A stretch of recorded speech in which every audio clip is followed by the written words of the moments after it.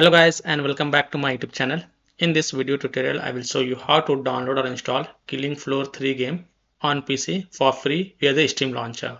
So without wasting time, here follow the steps very carefully.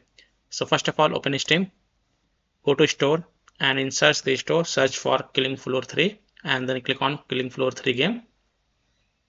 Now scroll down and here you will see play Killing Floor 3, play for free until 27th of July. So click on play game button. And here you will see Killing Floor 3 and the file size is 24.01 GB. So click on install, read the EULA terms and condition and then click on accept.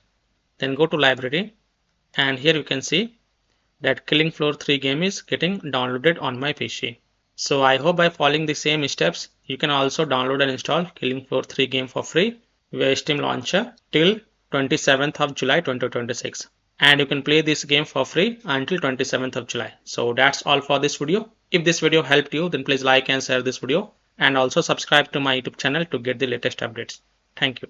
If this video helped you, then please like and subscribe to my channel, share this video and hit the bell icon to get the latest updates. Thank you.